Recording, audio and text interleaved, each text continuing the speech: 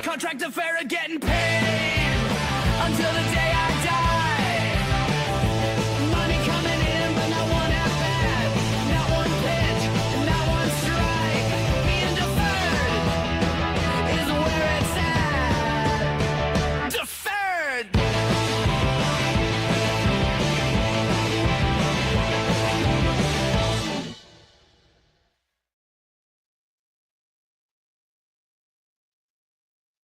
What's up, everyone, and welcome to this week's edition of Podcast Named Deferred. I am your host, Seven. I want to start by saying thank you to the Sportsnets Network for asking us to join up with them. We are still a part of the Wire Sports Network as well, but by joining with the Sportsnets, we get to broaden our audience, and we'll hopefully have the opportunity to add in radio to our repertoire soon. Don't forget, you can catch Podcast Named Deferred after wherever you get your podcasts, including Spotify, Audible, and Apple Podcasts. Just make sure to ask your baseball questions in the chat, and we will make sure to get to them by the end of the show. We have a great show tonight talking about the Home Run Derby, the All-Star Game, the A's making a coaching change, and the Red Sox win streak. First, let me bring my two co-hosts in who make me look far better than I am. I will always say that he is the most interesting man to cover a baseball game, and as a Giants fan, he's also the most mentally fatigued right now. Let's give it up for Craig Newton, everybody. Good evening. And of course, second, he was once kicked out of a Nebraska Cornhuskers football game for being sober, but all the other times it was the exact opposite. It's Dan Warner, everybody. Nebraska football, best fans in the world, baby. Best fans in the world. Don't remember a whole lot of my adventures with Old Memorial Stadium. Well, I think there's a reason for that. There's a 4-drink minimum to be a Cornhusker fan. And that's not just per game, that's per day. 6:30 a.m. K. Okay. All right. Well, shout out Brandon, host of the Sports Sides podcast and runs the Sportsnet Network. Shout out Brandon. Thank you so much for having us. We appreciate you, big guy. I will be on with them next week on the 21st, I believe, is my next time going with them, talking some baseball. But guys, let's get right into it. Monday night we saw Jordan Walker become the first St. Louis Cardinals player to win the Home Run Derby as he beat out hometown favorite Kyle Schwarber in the final of the Derby in Philly. The format was different this year than it has been recently, focusing on number of swings and not a clock. And the first rounds had a distance tiebreaker while the last two rounds had swing-offs. But also this year they added in that a player's round could not end on a home run, meaning the ball had to go foul or stay in the yard on their last swing for it to end. Before we talk about performance, guys, let's talk format. Craig, you've seen a lot of home run derbies. That's not a shot. That's just a statement of fact. You've seen a lot of home run derbies. What did you think of this year's derby format? I loved it. The emphasis, was not on the time. It was on, good swings, good power. I loved it. I think and the fans were into it too. You could tell. It was. It was a smart move for baseball to do it, to change it, and it had more meaning as far as a fan watching it. It had more meaning to me. I saw a lot of positive feedback about the a lot of positive feedback about the format, a lot of positive feedback about how the flow went. Obviously, with how it started, what Wilson Contreras did, which I think we're going to talk about in a minute. I think that it didn't hamper the performance too much as far as the change is concerned.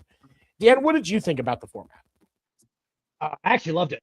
I watched it on mute with music playing in the background. So imagine how confused I was on the last I didn't know what was going on there. And that's because I like to party, so I had the stereo on and the home run derby on mute, because you don't really need to hear the home run derby, right? It's a bunch of guys yelling about how far the home run went. I don't know.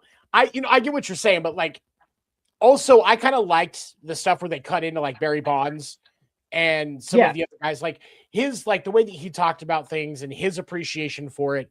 And I still would love, I said this on the Morning Minute, I would absolutely love for them to do an alumni derby. Give me like Bonds, McGuire, awesome. Sosa, and Griffey or somebody, or Albert Pujols. I don't know. Give me some guys. Do it as a charity thing, and let's see if these guys can. How many times they can still go yard, doing a quicker format. Like speaking of steroids, Tony. Speaking of steroids, Jordan Walker, and Jack Hammer and Jack Caglione are both not. The amazing thing is they're not juicing. That's the amazing thing. That's what like made me happy about the whole derby. Like if I took one thing away from it, I was like, there are some freaks out here right now, and it's almost like they're doing roids, but they don't have to. Like it's just they've evolved it. Like where's Jack Caglione from? That guy is beautiful. Like what? He's a beautiful man. Like what? Where's that guy coming from? You know what I'm saying? Like that they didn't used to build him like that. I do not believe. I'm pretty sure Ty Cobb never had to, face Mizorowski's a bad example because he's not, he's like a freak of nature. But he is a freak of nature. So like, that was what I took away from it. That these guys are like that good, like they're that physically talented in baseball. I understand it is a physically talented sport. It's just like, you know what I mean. Right. Well, I want the roids. I want 2002 Sammy Sosa type. Well, in this year, the Derby saw some stellar performances, and some of that, like some of those performances like stellar, some of them like their hits kind of fell short. Obviously, Walker was not the odds-on favorite, and he handled business. We saw some stellar rounds from guys like Wilson Contreras. Then we saw some guys fall flat. Like I know you not a big fan of this, but but Ben Rice kind of. Oh, Ben Rice for sure. But Ben Rice was the worst in that. That's not really his game. He's more of a gaps hitter, honestly. He's not really. He really is. But so, and I'll kick this to you first, Dan. Who stood out to you, and who do you kind of thought should have stayed home?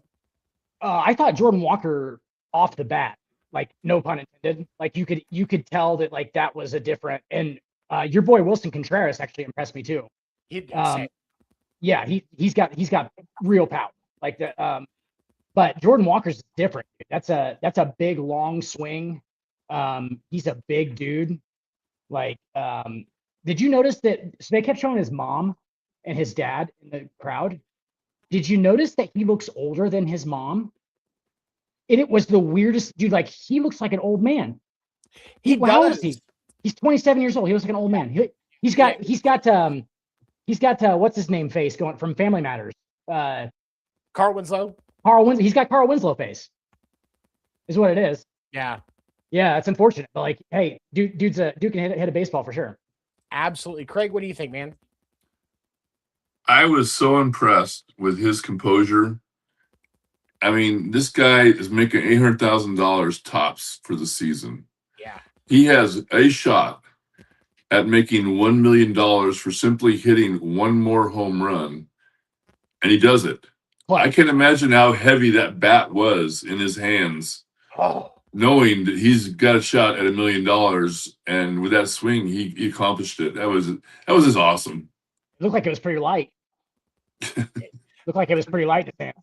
You're right, because you're right though, Dan. Like his swing is long, but he was flicking that bat. And there was there were some times when like Contreras did and Schwarber did as well. And I personally, I'm not sure that Bryce Harper tried as hard as he really could have in that first round. In fact, he didn't move through. I think he kind of wanted to give Kyle the shot because he knew it was going to take Kyle out. I think if his success drops anybody else but Kyle Schwarber out, I would not be surprised if we see Bryce Harper in the second round. That's my personal view on it. But and not to take away from Bryce Harper's talent. I mean, it shows how good he is that he had that much control. But you can't tell me that was all Bryce Harper's. But with Contreras, like I was really disappointed by how we went in the second round. I think maybe he did kind of blow it all out in the first round, which we see some guys do every year. Like that's just it. That's a gas. I was actually surprised that Schwarber wasn't gas because he looks like he enjoys the cocktail. He's definitely a frequent customer of multiple Philly cheesesteak places. Like they sure. just they know his order. Well, It's the Schwarber. It's the Schwarber. That's what they call it. And like, but when I look at like should have stayed home, like honestly, like Ben Rice, I kind of expected that out of him.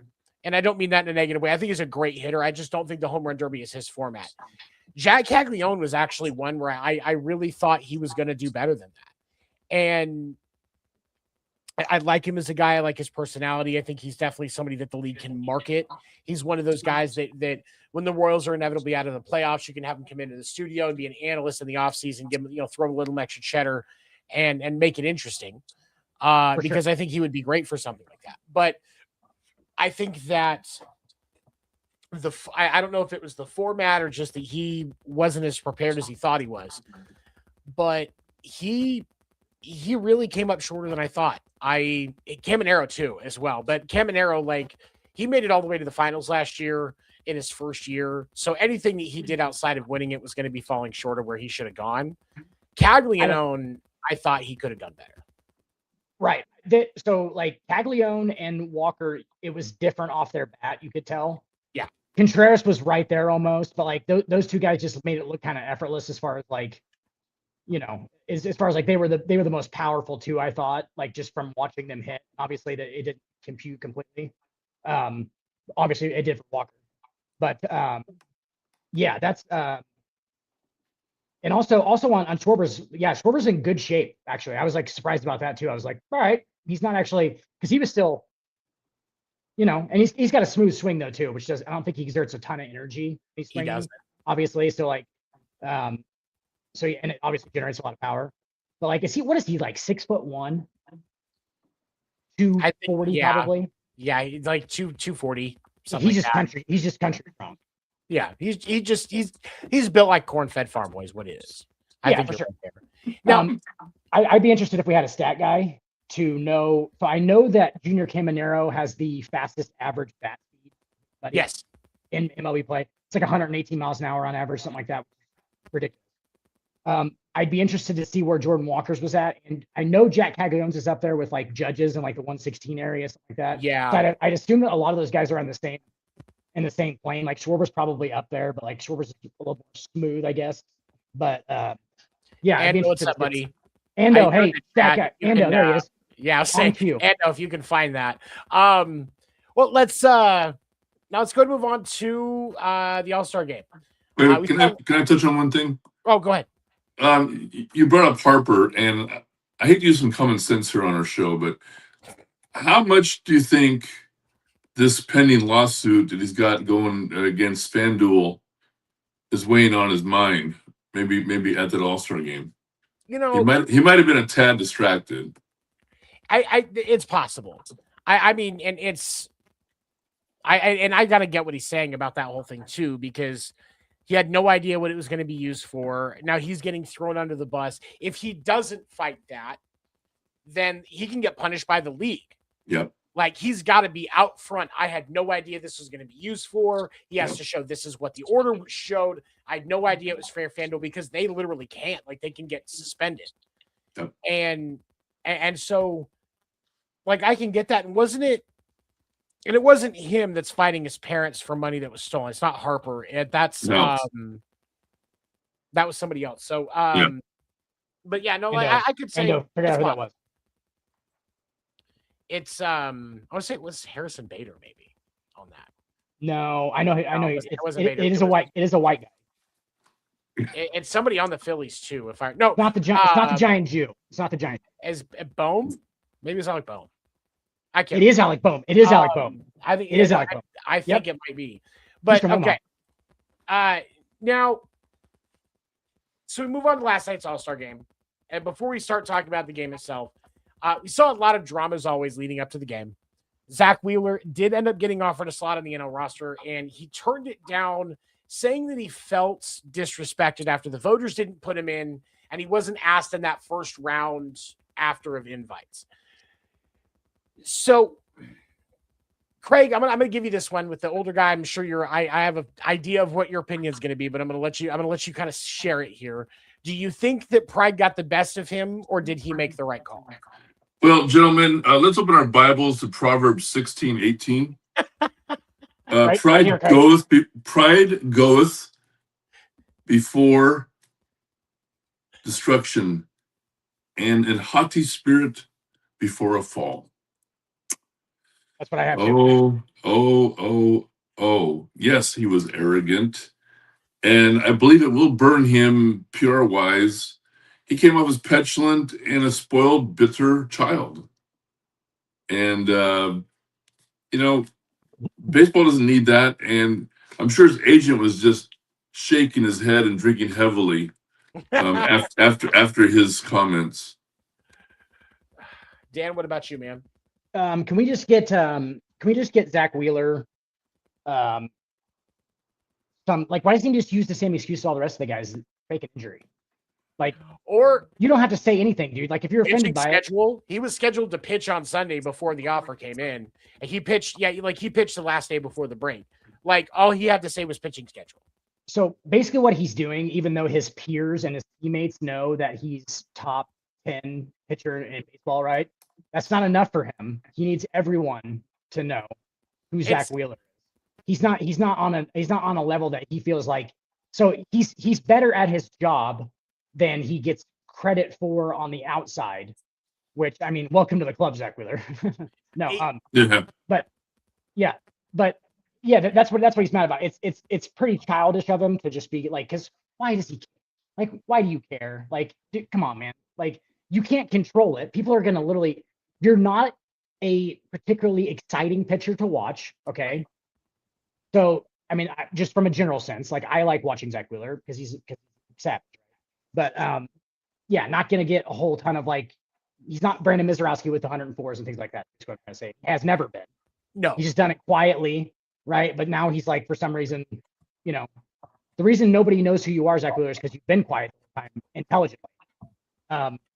And now he just starts. I don't know. Maybe he just wants more. Like, I might not get into the Hall of Fame. I don't know who Zach Wheeler is as a person, so I really can't. You know what I'm saying? But that's neither here nor there. and But yeah, the comments are gonna burn him with voters next year, which I think, because I mean, we all know, like, when fans are voting for the All-Star game, they're thinking about after the All-Star break from the season before up until they start voting. Like, that's what's present enough in their mind. And so, and if you think about, Wheeler was just coming back at the last part of last year, and he came back to not being the ace on his team anymore because of how good Christopher Sanchez was doing. So I agree that it was prideful. Me personally, I would have taken a different route. If I'm going to turn it down, I'm going to say, the pitching schedule is not going to work because I'm pitching on Sunday. I can't turn around and pitch another inning on Tuesday. I need more recovery time because I'm probably going to be pitching on Friday. So, right. or what it would have been Thursday or Friday, because I think the Mets and the Phillies play tomorrow night. Did you guys vote for the All-Star game? No, I didn't either. No, I actually thought that I wasn't allowed to federally, but that's a whole different thing. No, the felons keep it from the presidential election. Hey, nobody said that. Allegedly, nobody said that. But the elections that matter, like the All-Star game, you can still vote in those. Oh, okay. So my opinion matters there. Yeah, gotcha. Yes, absolutely. Gotcha. Okay. Just trying to suss out the whole. For me, though, I think that he handled it incorrectly, because, like I said, he could have said pitching schedule. He could have, handled it a bunch of different ways, and left it alone. Because, like, you had guys like Skeens, Mizorowski, Shohei. None of them took their spots. But all of them said pitching schedule. All of them said, like, something Shohei, that they had to say. Like, there was a reason that doesn't hurt PR in that. Zach Wheeler didn't give a single flying fart about that stuff. And that's the part that kind of gets to me, is it's more like, if you're going to be proud, like, they're professional athletes. Every professional athlete has an ego. You're not going to get to that level without an ego, and anybody that says differently is absolutely wrong. Some handle it better than others. I will I will 100% agree with that. You're not going to see a guy that's as humble as you're not going to see a lot of athletes that are as humble as Jason Kelsey, but you can also tell when he gets going, he knows what he's talking about. He knows that he was one of the best to ever do what he did. Right. He doesn't wear it the same as some of the others do. Whereas Zach Wheeler, because of the insecurities of having Christopher Sanchez on his team, and he went from being the best to maybe second best in his rotation. That's possible. And I honestly, he feels overtaken. He took a hit from that. Honestly, I think his ego took a hit from that. I'm trying to put myself in his position and think about if that was, and I'm not gonna lie to you, I'd probably be kind of mad. And that's especially if I'm as good as he is for as long as he has been, I'm honestly probably I don't know if I say it in public, right? So maybe he was just being honest, right? Which you can't do, which we all know you can't do. No, because the interviews for every sport at this point are the stupidest thing. I don't even like listening to them longer because there's not any real substance to any of it. Because the players know they cannot say anything or they will get burned alive, but then we want them to say stuff that's honest, and then we burn them alive. It's there's no in between. So that's why they're 100%, lots of effort. Teammates help me out. They're not going to give you any honest because they'll just get killed for it. So why would they? And that, but then you have those guys that will do that to the regular press and then get on a podcast and say way too much. And there is an opposite end, but that's pretty, it's not as common. That's your Draymond. And we end up loving those guys too. Right. All right. Here we go. Okay. So last night, getting into the game, we did see the NL struggle last night at the plate. The first 9 of 15 batters striking out. The AL team having a 3-0 lead going into the bottom of the 6th. The National League had 1 hit going into the bottom of the 8th. They only got 3 total in the game. More National League teams have winning records right now, but the pitching stars in the AL are on fire. Is this performance indicative of the pitching in the AL just being better, Dan? Dude, I think we saw almost what the future possibly of baseball could be, or maybe, I don't know if it's gonna be the future, but so if you notice, the AL switched pitchers almost every inning. They had how many pitchers pitched the shutout? 11. 11. Okay. So that can happen in that format in a regular season game, correct? I understand that you can't throw all of your guys in the bullpen, but I think teams are literally going to start backloading and having less starters, right? And then have a tweener starter who does, a 3 or 4 inning thing, a bullpen game, essentially. And I think that they're going to start rotating dudes in every inning and just have them be on more 4 one night, 4 the next night. I think it's going to become more bullpen oriented as far as they're pitching most of the game and they're switching off every inning. Does that make sense? Because the max effort guys are unhittable is what we saw, right? The AL's max effort guys for sure are basically unhittable. So if you were just to switch in one of the, I know it's hard you can't stack it like an all-star team. Obviously you can't have but I'm saying if you just took some of the starter money or whatever, or the, talent allocation and put it into, 1 inning guys, and then you just have a lot of the 1 inning guys. Does that make sense? Or am I? Craig, go ahead. Kinda. No, yeah. It's just I'm just basically saying I think it'll turn more to the bullpen type of game in the future because of what we saw from, just those, dude, it's impossible to hit. Bryce Harper was up there talking on the thing or whatever. They had him mic'd up or whatever. And he was just that's ridiculous. He just walked, he just stuck out and he was did he miss that pitch by a foot and a half? And he was like, that's ridiculous. And before he went up there, he goes, this guy's really nasty. So I don't think I'm going to, I don't think I'm going to get a hit. And just to the guys, he was yeah, wish me luck. Cause this guy's nasty. And he took 3 pitches and whiffed at the last one. He was that's ridiculous. And he just walked off. That's what it's going to be though. I feel they're obviously the Royals, in 2014, that was their strategy to get to the 6th inning. And then you had, what was it? It was, I can't remember, Kelvin Herrera and all those guys. Right. Yeah, from that 16th, you're right though, because that's kind of where it started to go. Because the Royals' success is spent in 14-15, they kind of did that same thing, and you saw there start to be less. You started to see starters going, instead of 7, it was 5 to 6. Like that's Right. kind of where the tide started to turn with that. And now that's really what the common thing is you want to get like 5 to 6. Because most teams, if you get 6 innings out of your starter and then you go to your bullpen, your record is better. Like Boston, as the Red Sox, even as a team, as rough of a year as they've had, if they can make it to where their starters in through the 6th inning and they're not getting destroyed, they have like an 80% chance of winning. Right. That's what I'm saying. It's like you could like I understand that talent is hard to like gather together. Like I'm not saying to get, you know, four lights out guys in the bullpen, but like if you took more of your instead of like making these guys go 6 and see a lineup a third time, like I wouldn't ever want major league hitters to see my starting pitcher the third time. Like I would want to switch it up from there. You know what I'm saying? Like I know they have pitch counts and things like that, but my only thing with that is it depends. Like if you've got a Yu Darvish type where he's got like 9 pitches in his arsenal, they can see a third time because I'm going to tell that pitcher, don't use everything your first times through, save some pitches for the third time through the lineup, which that's what a lot of pitchers are supposed to do, even if you only have 4. But some of especially these young kids, if you have an 8, 9 pitch at bat your first time up there, you've seen all 4 pitches. Right. Yes. And so like, I think that to me is a bigger issue than anything else.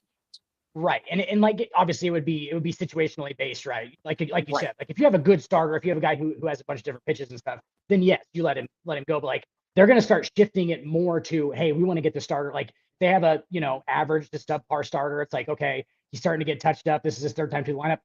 Done. Like that's, you know what I'm saying? Like and you have an inning and a half or 2 innings and then an inning or whatever.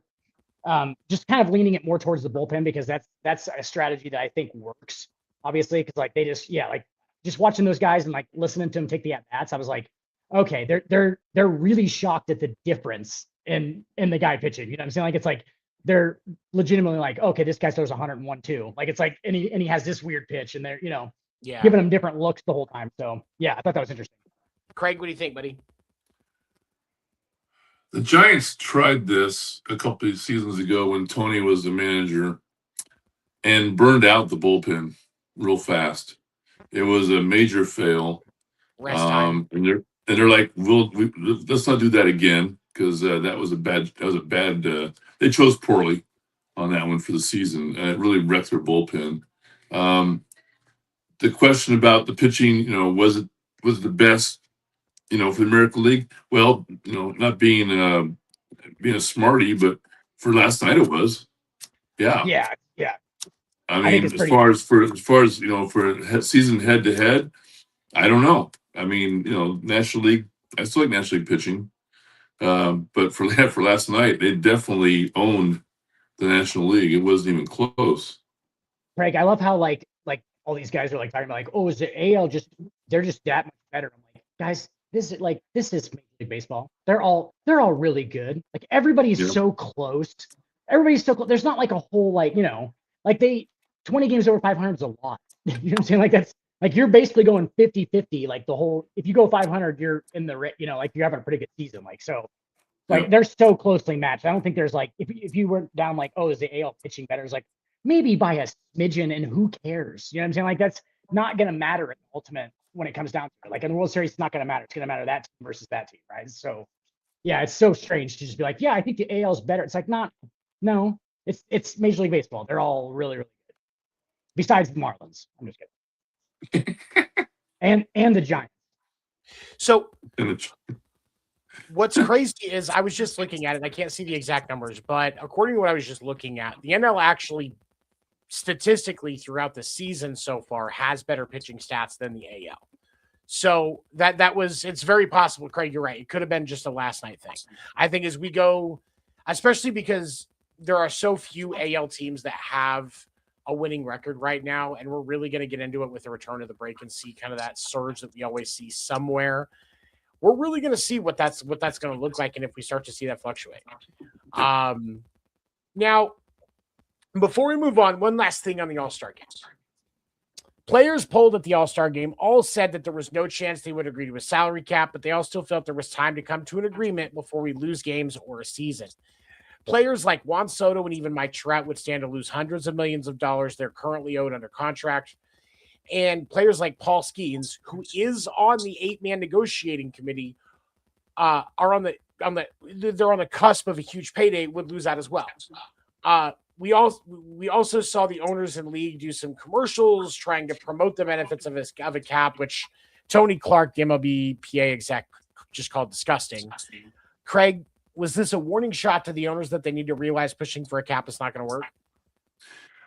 This was the capital THEE, the warning shot to the owners. And I agree with Tony. It was a weak. Those commercials were weak. It's a weak position by the owners. They look really pathetic with those commercials. The players are serious. They know it's at stake as far as money wise, but they're not going to budge on this. And so that was the warning shot. And then hopefully the owners are paying attention. They're probably not, but if they were smart, they would. The only way that those commercials could have been more disgusting was if you had just like scrolling video footage and pictures of all the owners with Sarah McLachlan singing "Arms of an Angel." In the The MLB salary cap is keeping Ken Kendricks from taking an extra trip to an uncharted island each year, where 27 little boys and girls keep him entertained. And won't you support him for just $17,000 a month? At the end, like at the end of it, Rob Manfred's in the mud, like shaking like a puppy, like the down on all. Like I feed the owners. Dan, what did you think, buddy? One small donation of a salary cap will feed the owners. Look at you just sitting there on the couch, not feeding the owners. No. They are dying here. Okay. Yeah. Anyway. I know that one of their grandsons owns a Bentley, and it actually just gets under my skin a bit. I don't know why. It's like one of their grandsons who doesn't even like it. Granted, we could probably find the first couple teams will look up that one of them has, his grandson's got a Bentley. I just don't like it. I don't like where they're coming from. No, yeah, it's weird, the whole salary cap thing. I had a question though. There's no way that they lose guaranteed contracts. Is that what you're saying? They lose like the contracts that have already been signed are null and void? That's part of the owner's push is they're wanting to reduce those contracts. Oh, good God, yep. That's never gonna. Yeah, no, it's not. Okay, yeah, because if that was kind of like my main point. I was like, if you're in the player association and you agree to a deal, you shouldn't have to go back. You don't go back on deals you've already made. That's fully guaranteed money. It says in the contract it's fully guaranteed money. If I'm not mistaken. So yeah, they could just go, yeah, you guys signed this. So did I. I don't know. It says right there. Yeah. The only thing that would make sense to me of them being able to get away with that is if there was something in the provision of every MLB player's contract that the pay can be impacted and changed by the or by changes in the rules fall in the CBA. You'd be the worst agent lawyer ever if you let that in a contract. Exactly. And that's the thing is like for me, I there's no way that they're going to, first of all, there's no way they're going to agree to anything where any of the existing contracts lose money. That will not happen. It's just not going to happen. Drew Rosenhaus would never allow that to happen. He wouldn't. He really wouldn't. And the second thing is going to be the owners aren't going to appeal to fans with this. I know that there are some fans that understand that the other leagues operate with a cap and are probably think, well, these players shouldn't be being completely greedy. They're thinking of the Shohei Ohtani contract as a dollar amount. And that's a huge impact to the Dodgers, completely ignoring that the Dodgers paid for that contract and endorsements they got from Japanese countries alone within 3 months after signing Shohei. I was going to say the Dodgers are within a year of the Dodgers signing Shohei Ohtani, they bought the LA Lakers and what was it? The Kings, the hockey team. Yeah. Or like they're an ownership group at this point. There's like 6 or 7 teams. They turned their portfolio triple off of signing Shohei Ohtani. And they know they did. So, of course, they would love to not have to end up paying him that full $750 million.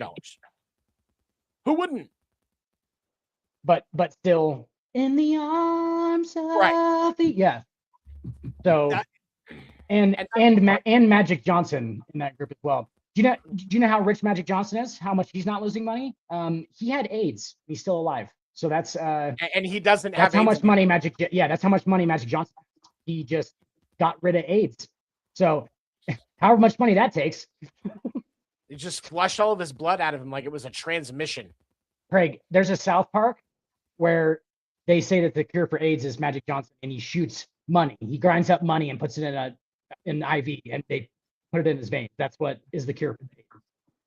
I just thought that was really funny because it pretty much like that's Yes. All right.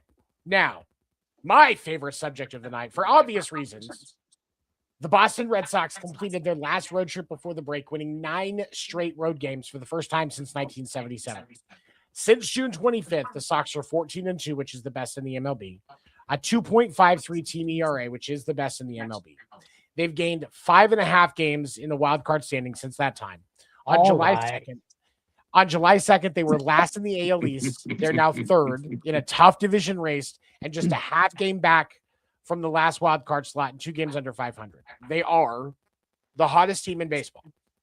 After the break, they have 10 straight division games at home. A doubleheader versus the Rays on Friday. It ends up being a 4-game series. 3 versus the Orioles, and then 3 versus the Jays. Boston is currently 10 games under 500 at home. So that's where the worst of their performance has been, is at Fenway this year. My question to you guys is this. What does Boston need to do in that 10-game stretch? Keep in mind, it goes right into a 3-game series versus the Dodgers, and then you've hit the trade deadline. Dan, I'll let you take this one first. What does Boston need to do to gain ground? Well, number one, the reason why they're 10 games under 500 at home is because not only does everybody else hate their fans, the players hate their own fans. So that's and don't enjoy playing in front of them. And sometimes their field falls apart, which is, I think, hilarious. That old theater of a baseball stadium just falling apart. Replaced at some point, and I'm hoping I get to Boston before it happens. Like just take all the memories like the Yankees did and just put them in a pile of rubble and then light it on fire. That's the best strategy. No, the Red Sox are playing well, man. They had to win a bunch of straight games in a row to get over 500. So that's the first point that I take from it. They're looking pretty good. I didn't know Rafael made the All-Star team. Pretty cool. Now he's legitimate. Great defender. Jarren Duran wasn't there, which I was surprised about. I expected it. He's not even hitting 200 yet this year. Yeah. So I kind of figured. No, don't see Marcelo Mayer out there. I'm just kidding.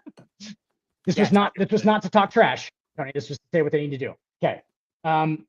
No, they need to keep playing like they're playing. Sonny Gray was a good pickup.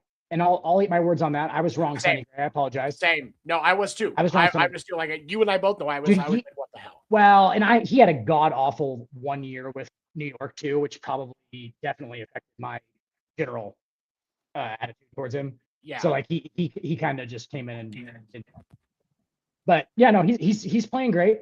Obviously, Crochet, is he on the shelf or is that he's still good? He's still injured. Okay, he's been down since right after Corrigan got fired.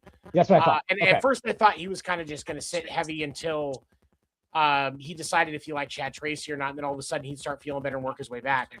But he's actually still down. There's still apparently some issues. Roman Anthony just got sent down to Florida to focus on rehab there. So I'm going to bet he's down for probably close to the rest of the season. He might come back closer to the postseason, but I don't know if there's a point where he becomes ineligible for the postseason. So that can happen. I don't know. So I think that maybe that's just with September call-ups. I think that's just with rookies. Yeah, there's like a roster stuff. But for like Mayer, Crochet, and Roman Anthony, all three, well, they've been okay without him. I agree that they probably need to work on getting them back up and getting them healthy to really make a push in October. And Yeah, that's the issue for you guys is going to be producing offense. Yeah. You're going to need those guys. You're going to need those guys the young guys especially, obviously. even And without Trevor, Trevor, it's one of the best rotations in baseball right now. for sure. Yeah, they're playing very well. It does it make me nervous as a Yankees? No, it doesn't. But no, I think Judge is the same way though. I think that they're. Do you think there's something going on with the guys that I think that they're kind of injured, but they're not? Are they hurt? And yes, dude. Like I think that's what's going on with Judge for sure. Like he just had a couple of long seasons hitting bombs, right? They said they were supposed to check on X-rays near the end of the week for him, and they didn't know. I wouldn't be surprised though if he comes back quick after the All-Star break, like personally. Especially because the Yankees have to get some stuff. Yeah, the Yankees have to get some stuff done, or they could, especially with how close the AL race is getting. Eventually, that noose is going to be around their neck if they don't figure something out. I think they have a sizable lead right now, but that could. I mean, they don't have. The Yankees don't have. Or they had okay. The Rays are up like a game. I was just saying. Well, I mean, for the wild card though, like even for the wild. Oh card, yeah. They had a sizable hold on that first wild card slot. Let me see. Let me get it back in front. Is it? Yeah, I think they still. It's still like they're like 6.5 up. So a bad 2 weeks, and that's gone. Right, for sure. I mean, and I think they just had their because like at that point I knew that they were going to go through when Giancarlo went down, which is normal, but Judge was going to be out for a couple months. I was like, all right, this team's going to struggle, and they actually held it together. For like, I hope you're correct about right after the All-Star break because that would be great. But like, they actually held it together. Paul Goldschmidt, credit to Paul Goldschmidt, and at first it was bad. Yeah, and then he went like 0 for 34, but yeah, before that he was hitting like 360. Like that. He was looking like old Paul Goldschmidt. Yeah, he had a little bit of a slump, but he actually picked it up for us. So we had a downs, spot, but I think Judge coming back obviously would help out a ton. Craig, what do you think, man? Are we still talking about the Yankees or just a Red Sox question now again? Red Sox. We're still talking about Jeez Louise. Okay, because I respect you so much, Tony. Oh, I was going to go with the smart aleck answer of we'll just win 10 in a row, but I care about you. I care about our viewers, our listeners. So I put some thought into this. So bear with me. I took some notes. Which my handwriting betrays me. Sorry. A 7-3 record or better. That gets them huge ground on multiple East teams that they're facing. I mean, that'd be huge. They could knock them off all at once. I mean, that'd be huge.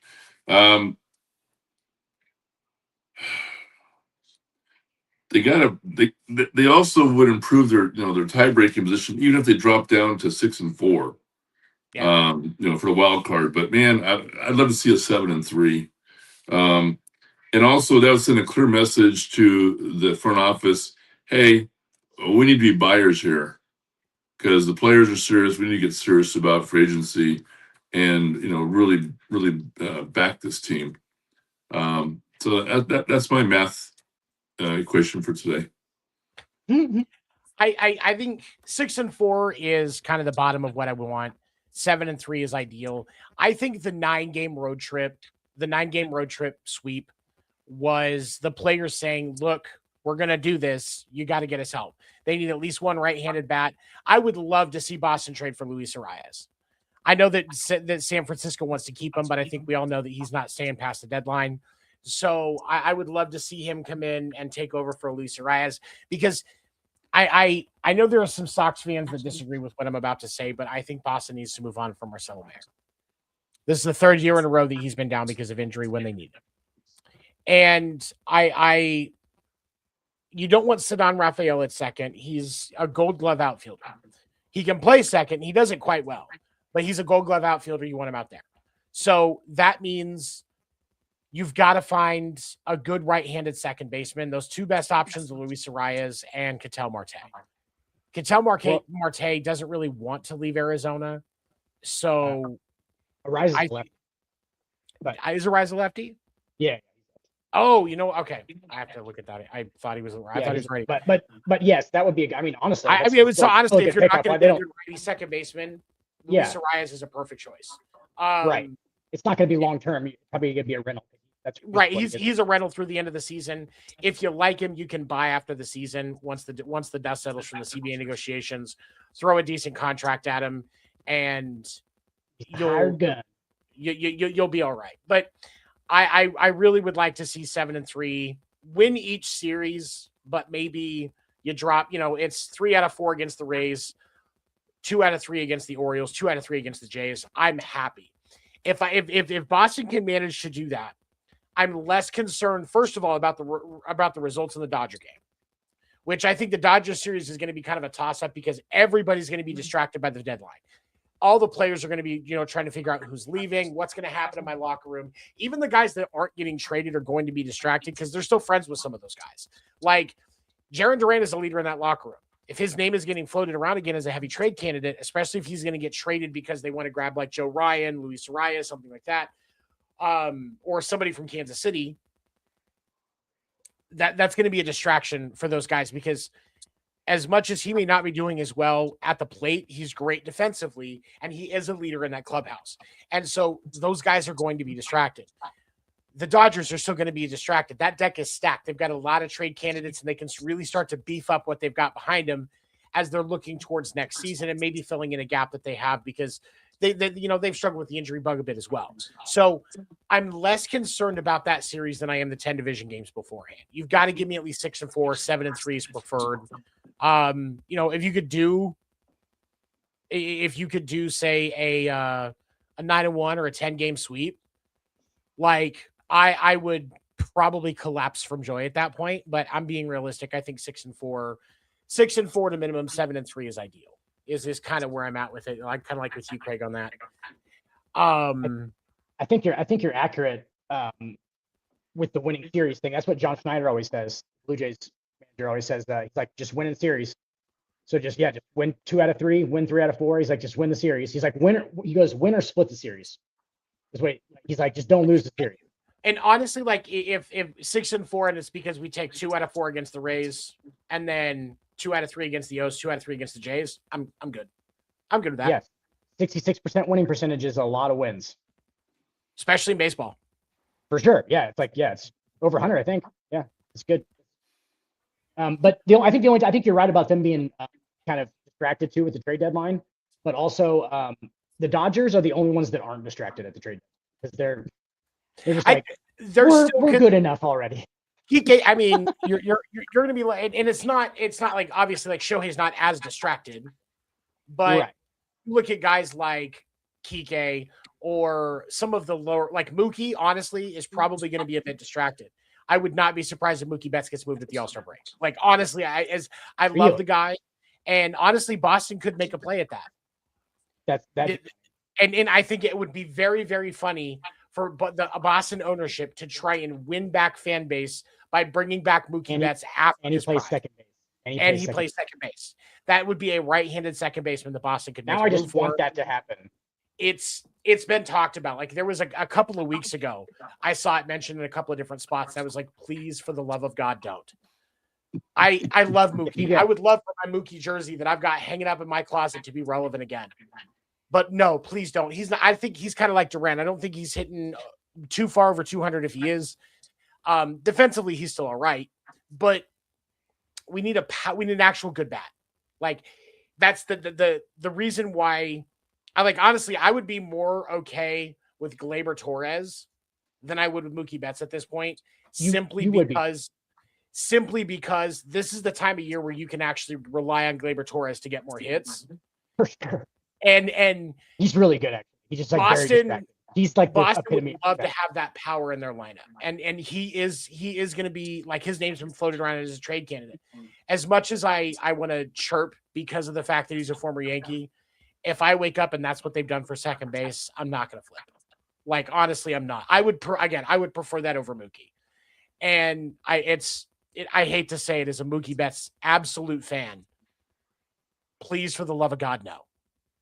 Bro, you would laugh so hard at Gleyber Torres. Like, I've seen that man chasing butterflies while he's not. like chase him, but like with his glove, like it was not even joke. Like he was like, it's hilarious. Like he doesn't. I don't even know if he knows who's on defense, honestly. And sometimes he gets lost. Like some dude. Sometimes, dude, he swear his eyes are googly and he like looks into the sky a lot. Like when he's on the base pass, he'll just forget he's off base. Like he would get thrown out all the time from just dudes turning around and throwing the ball to second base because he was so far off the base because he forgot. Like he would literally just like take a far too big lead and just be like, oh, and just get stuck in a rundown. You're like, what happened? Like he's the epitome of distracted, dude. He's hilarious. Oh, but yeah, it pisses you off. You would not be happy. You'd be like, I get that. What is he doing? Yeah. All right. So moving forward, finally, it was announced on Sunday after the A's last game before the break that they have fired pitching coach Scott Emerson. They currently have the second worst team ERA in the majors at 5.21. That's the team ERA. The Rockies are last. Obviously, nobody's surprised by that at like 5.46, I think is what the number was. Been a bit rocky for them. So the A's had started off strong and pitching made it hard for offense to do what they needed to do because it was never enough. Craig, should the A's have acted sooner? Yes. Yes, they should have. I mean, but part of the pitching problem is that you got these veterans that just haven't come through, and so it's not all his fault. But yeah, this was done a couple of weeks of to kind of off. There are months of just dross. I mean, just month after month. I don't know if ownership was suffering from indifference. Maybe they weren't paying attention to the season. I don't know, but yeah, this should have happened way before. The All-Star. Give me a break. Dan, we think.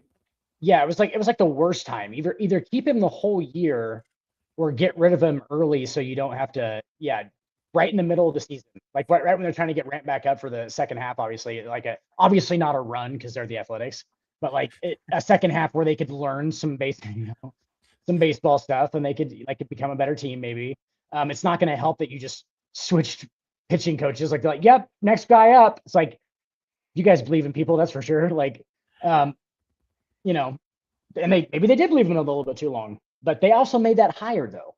So, I don't know. For me, I'm a little conflicted because I certainly didn't have the A's starting off as strong as they did. And so I'm part of me is curious, what changed, because the pitching wasn't great, but it was doing just enough that their offense was able to keep it together. And then you just saw this crumbling of a team, almost like a switch flip. They went from doing very, very well to just a complete backslide. And so I wonder what changed. That's the first question for me. And then the second question is kind of like what you were talking about, Dan. Like, why now? Why is this? Why is it now? Because you have a young core that you could actually there is enough talent in that team that they could make a run. I'm not saying they're going to win it, but you can give these young kids some experience and say, hey, let's get to a division series game. Let's just get to a division series game because the Astros aren't doing anything this year. You can't rely on the Mariners. The Rangers, you never know what kind of baseball team they are. Let's make it to a division series this season, so these guys can get some experience. Then we're going to load up in 27 and 28. And when we walk into Vegas in 29, we're going to be a World Series favorite. My question is this. I mean, when a team makes a move, when front office makes a move, they're sending a message. What the heck kind of message do they send? That's a good question. If you do your job halfway, we'll fire you. Or it's like the halfway of the season. It's like, it's right. It seems like they quit. I mean, yeah, like I said, either do it off the bat, right, or just stick it out the whole. Yeah, it's a little bit late. It seems like a bad transition time for sure to just be firing coaches. Almost nobody does that, by the way. I don't think. No, not at this point. No, except for the A's. Because do we even know who's running? And even Who's running? Mendoza was fired a little bit late if you think about it. Normally those in-season coaching changes happen closer, like when Cora was fired or when Rob That's what I Thomas was thought. fired Or after the season. or after the season. Right. Like They lose 100 games or whatever. May First the end of May, beginning of June, you're expecting to finish the season, I would think, for most part, when it comes to being a coach. And then all of a sudden, right before the deadline, just done. Like, I've done my job when all of my ownership hated me. You know what I'm saying? So like, I understand how weird that probably was and how much it probably didn't help. yeah. Right? It probably didn't help his performance. Like he was probably not, he would probably be resentful that he's like, oh, they're gonna fire me. Because like he had to have known for a second, right? Because like obviously, and your team's not doing well. Like you probably know it's gonna happen. So and then he probably just quit the last. It's counterproductive. Like just either keep him and be behind him the whole time and then fire him in the offseason and get a fresh start, or don't do it right now. But it's the A's. So No, and that's kind of the I think you're kind of it's the A's, so the moves don't always make sense. In general. But I was like I understand when your team has the second worst ERA in baseball. And there's some legitimate young talent on that team. I'm not just talking about Nick Hertz, Brent Rooker. Like there is a list of guys on both sides of the ball that have decent talent. Like honestly, like because the A's are going to be forced to be sellers at the deadline. We're going to see some decent names come out of there, go to other organizations, and be the reason they dominate the playoffs. For sure. And Mason Miller just did, right? Like and that like they've been the farm system forever. They will probably forever be the farm system for the rest of that's kind of where I'm at with it. Is I think that that's going to be the interesting piece of this. Is the more that this happens, I think the more people are going to realize, oh wait, there is talent on the A's team. This is definitely an organizational issue, and for sure. Hopefully they can make some better choices to where they can walk in to Vegas with a team that's ready to just hit the ground running, because the alternative is you're going to very quickly piss off the entire city of Las Vegas because you're wasting their tax dollars on the stadium for a team that's not going to do anything. Yeah. And you're already looking at the risk of that with the Raiders right now, which the Raiders are building, and they came in a rough situation. So I think there's a little bit more to that, but you've seen this spark out of the A's that I don't think you've seen with the Raiders. And so I think it's going to hit different, especially because it's the second team. I think it's going to hit harder if that's what happens. So for sure, that's going to be an interesting thing to watch. For sure. My last thing on this is we might have seen what we've talked about in the NBA, where early in the season the young teams are always get off to a fast start, and they're like everyone's like hyped about them, and it's literally just because they're all young and they're trying to prove that they're trying to like earn their spot in the NBA. So they're all playing very, very hard, and all these veterans are like, come on, dude. Like, you know what I'm saying? Like there's the pickup games where you're can tell one team's playing harder, and it's like but I think that's what happened with the A's too. It's like they young guys, they're trying to prove a point. Nick Kurtz and Lawrence Butler, and they have a lot of talent. They're probably trying to like, oh, we got to prove it, and then it's like, well, we actually don't have the talent to long-term win, right? Yeah. But they were out efforting everybody basically, which right. There could have been the case. And so before we close out, I want to thank everyone for joining us tonight. I want to give a special thank you to the Sportsnets Network for asking us to join them as always. So much love to Wire to Wire. Make sure to check out both networks and show them the love. They both feature content creators with a wealth of knowledge and insight, and they'd love to share. Make sure you give them a follow, show them some love after you stop by the Podcast Aim Deferred Facebook page, and give us a follow as well. If you missed any of tonight's show or want to check out previous episodes, you can give them all a listen wherever you get your podcasts. For my co-hosts, I am Seven. Thank you for checking out Podcast Name Deferred, and I hope everybody has a good night. Thanks for coming in, everybody. I really want to make a superhero